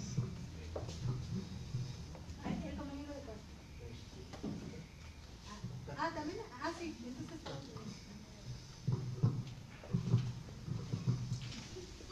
Compañeros, buenos días. Disculpen nuestra llegada tarde. Miren, esta cuestión de la esclavitud, a pesar de que teóricamente ha sido abolida en todos los países del mundo, resulta que la esclavitud del siglo XXI pudiéramos sintetizarla, si es que pudiera darse de esa manera, en la explotación sexual, en el tráfico de personas y en el trabajo, en los trabajos forzados.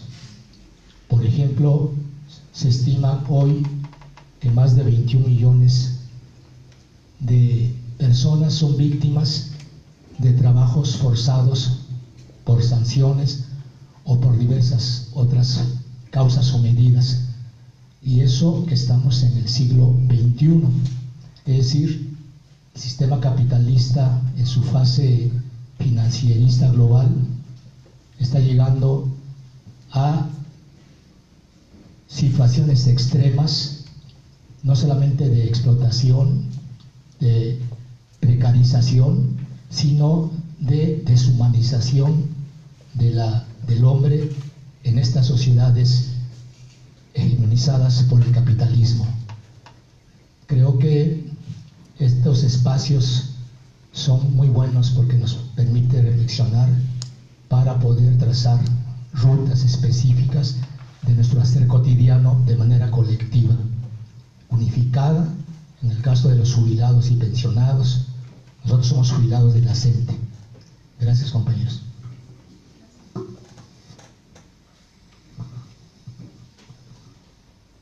Compañeros, buenos días a todos. Yo quiero mencionar algunas características fundamentales del imperialismo como la fase superior del capitalismo. Se intensifica la explotación del hombre por el hombre, también de los recursos naturales. Háblese de minas, háblese de petróleo, de luz, de agua, etc. Se concentra el poder económico en pocas manos y obviamente la explotación del hombre por el hombre, repito, se intensifica. No es casual que los trabajadores pues se les den jornadas de 14 a 16 horas. Empresas como Walmart están pagando 1,000 pesos, 1,200 pesos la semana por 14 horas de trabajo. ¿Quién se beneficia? Pues la acumulación brutal del capital.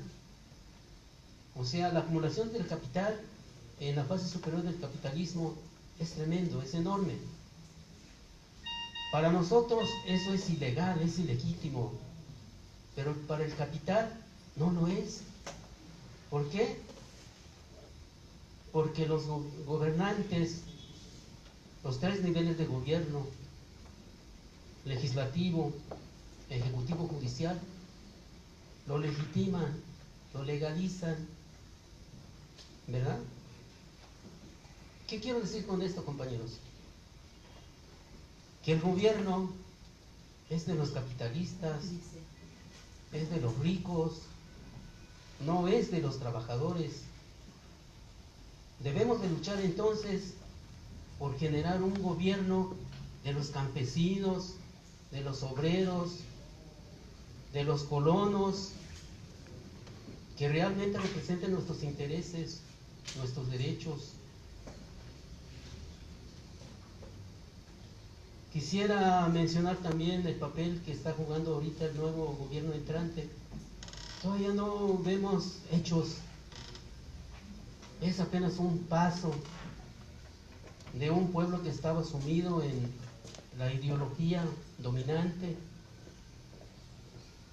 ¿Y por qué nos domina ideológicamente, compañeros? Porque de ellos son los medios masivos de comunicación. Hablemos de televisión, radio, etcétera, etcétera. Nos manipulan. Y lo que es ilegítimo parece legítimo. Lo que es ilegal parece legal. ¿Verdad? Entonces tenemos que cuestionar toda la realidad, la superestructura jurídica y política de nuestro país, y no solo de México. Hablemos de América Latina, porque el capitalismo, el imperialismo, saquea los recursos de todos los continentes, principalmente de los países donde hay subdesarrollo, porque sigue prevaleciendo, ¿verdad?, el trueque de espejitos por oro y plata. Si nos vamos a las empresas establecidas en México, la relación es totalmente desigual, injusta. Dice que hacen reparto de utilidades, compañeros. Las empresas mineras se llevan la millonada y a los trabajadores les regalan llaveritos. ¿Dónde se ha visto eso? Pues solo en México y América Latina. En fin, por eso el desplazamiento brutal de la mano de obra de los países pobres hacia los países ricos, ¿verdad? Y para ellos eso parece ilegal. Para nosotros como trabajadores es legal y legítimo buscar mejores niveles de vida. Ya hacía un llamado Carlos Marx: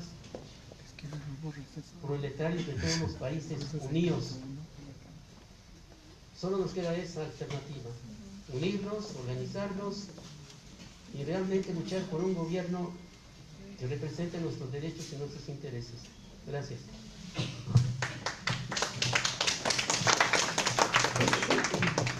Bueno, ya se han señalado bastantes cosas. Quisiera referirme a un tema muy puntual de lo planteado, el de las horas extras. Generalmente hay incluso lucha, pelea entre los trabajadores porque se les asignen horas extras. Sin embargo, no vemos que con eso lo que estamos haciendo es únicamente favorecer al patrón. El problema es que se genera el tiempo extra cuando no hay una organización adecuada del trabajo y cuando no hay el personal necesario, el personal suficiente. Entonces, permitir y seguir incluso defendiendo nosotros la existencia de las horas extras es precisamente seguir solapando esas condiciones. ¿Por qué los compañeros pelean por las horas extras? Porque no les alcanza el salario. Entonces, lo que tenemos que hacer es luchar por un salario adecuado. ¿Y por qué? En muchas empresas, incluso en algunas, hay tiempo extra constante, porque para ellos es más rentable el dar tiempo extra que generar las plazas necesarias. Entonces, cuidado, porque muchas veces nosotros, en casos como este, somos propulsores, o al menos no luchamos en contra de elementos que hasta nos parecen positivos y que al final de cuentas lo que están haciendo es favorecer los intereses de las empresas. Así es. Voy a comentarles que nos comió el tiempo. Gracias. Nos comió el tiempo como nos ha estado comiendo en semanas pasadas.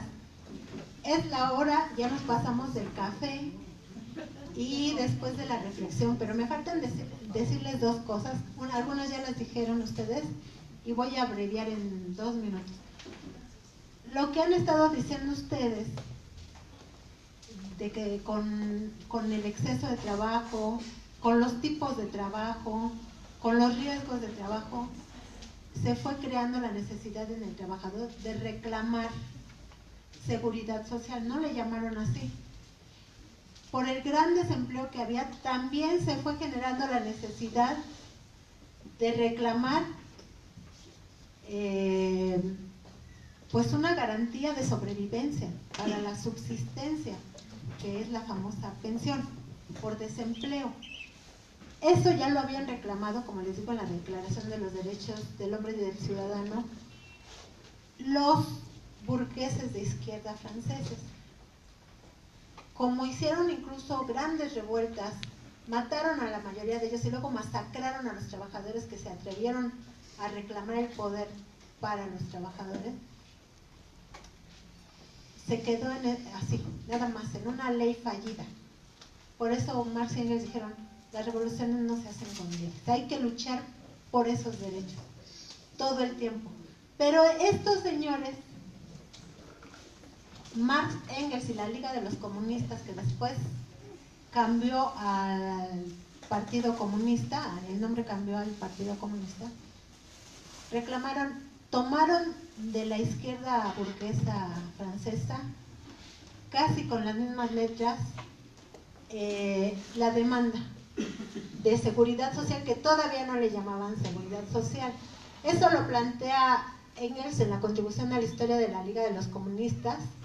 El 8 de octubre de 1885 lo escribe, pero eso ocurrió en 1848, quedó plasmado en uno de los 17 puntos, las reivindicaciones del Partido Comunista en Alemania, en el que reclaman otorgar medios de subsistencia a los trabajadores, incluso a los incapacitados para trabajar, que es lo que da la seguridad social.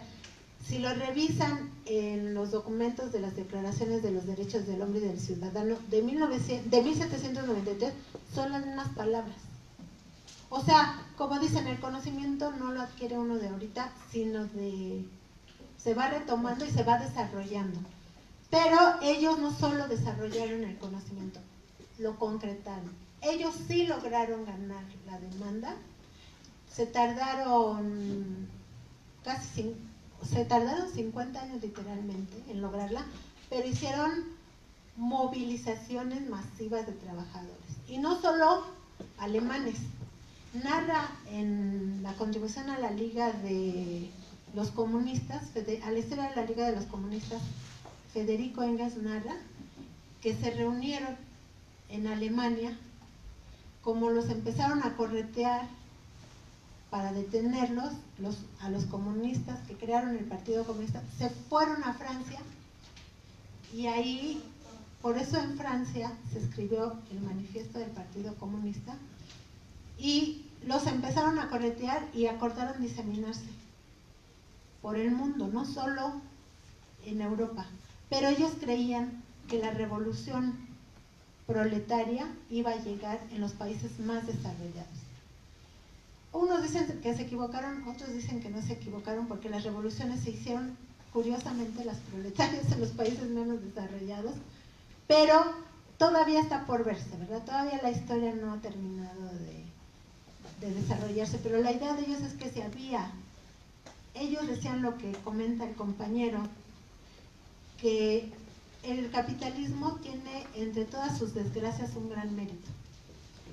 Obliga a los trabajadores a entender que uno solo no va a lograr nada. Que aunque tú pongas tu empresita, tienes que luchar contra el gran capital. Que aunque pongas tu cooperativa, tienes que luchar contra el gran capital.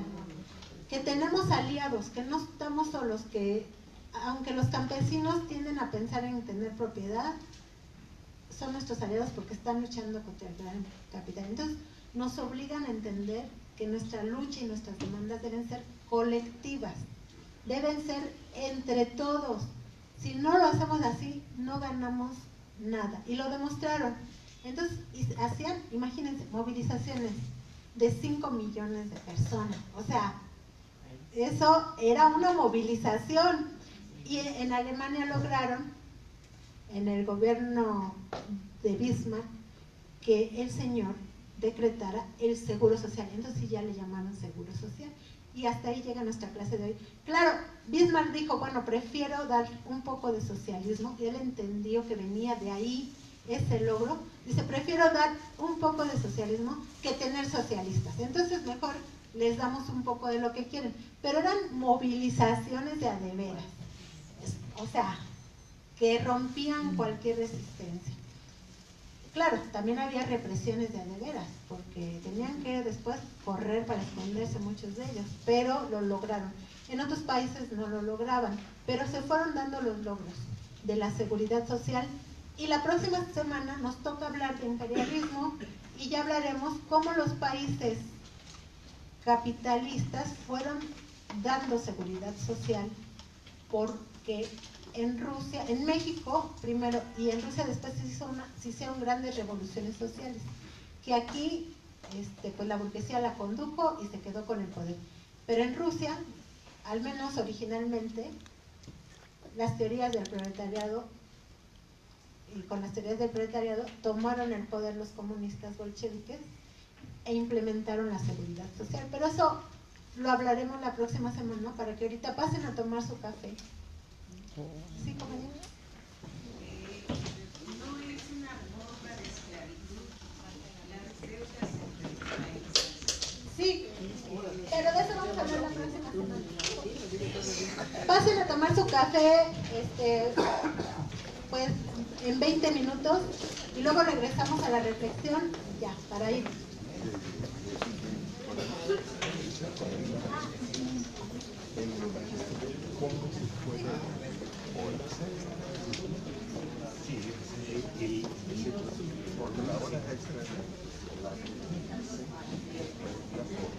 Una jornada, no ni 18 horas. Sí, sí, de la forma, sí. Entonces, la cosa es, pero hay mucho esfuerzo. Pues hay trabajo por nada.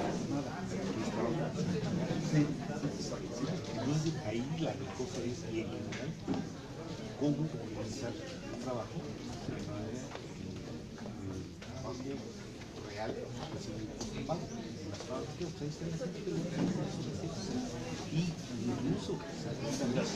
Por favor, los que llegaron tarde vengan para que les pase.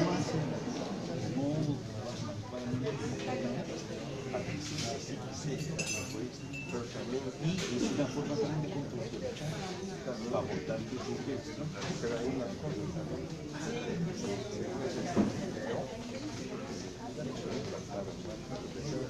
a veces hay convenio con los trabajadores sobre 30% de contratos de 6 meses y así.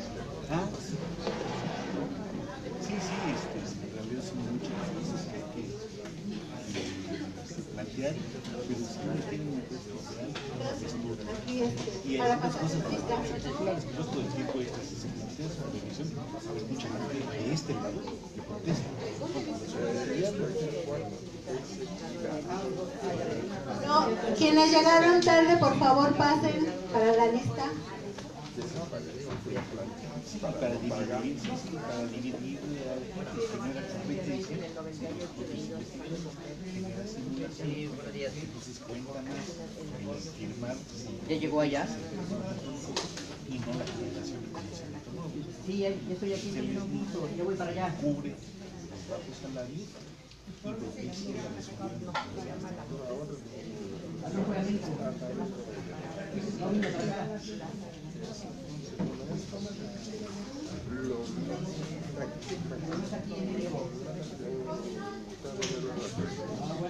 Es imposición de la reforma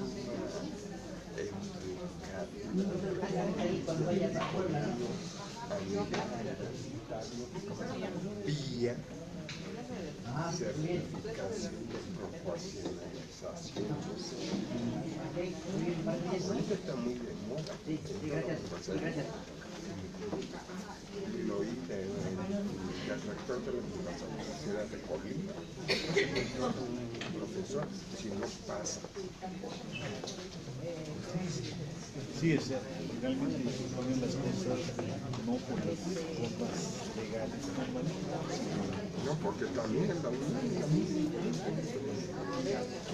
bueno, en la mayoría de las universidades, de hecho, profesores de tiempo completo son una minoría, y la mayoría de profesores en tiempo parcial. Entonces, una organización inadecuada. ¿Cuántos profesores hay que van dando, se van a otro lado y se van a otro lado? Eso son profesores de tiempo completo. Sí, esa es una de las cosas. Sí, y las fronteras, ¿y eso qué? Son de las cosas, de tantas cosas que hay. Para pagar el tiempo extra, son el trabajo extra. Por ejemplo, tiene 9 horas de grupo y te pagan 12 horas, pero también hay una situación porque las condiciones laborales, 19 horas, ciertas funciones, si el director decide, entonces sí, sí, entonces depende de la disposición de una persona y de los arreglos. Si eres exacto.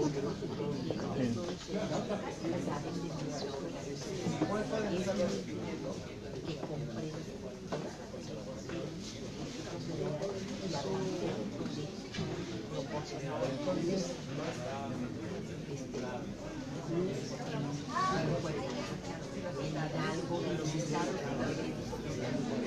y que nosotros no nos quieren hacer respetar unos acuerdos que fueron cuando fue la toma del gobernador de México y que ya llevamos los 50 y tantos días que no, 30, 60 por decirlo, aproximadamente, pero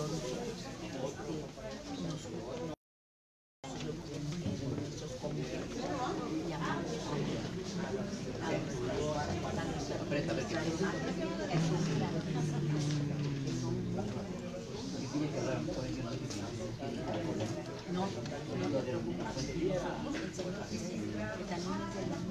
Dice que está que la Magdalena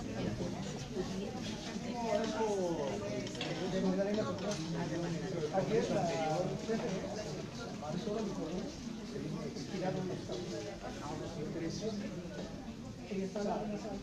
esa no es.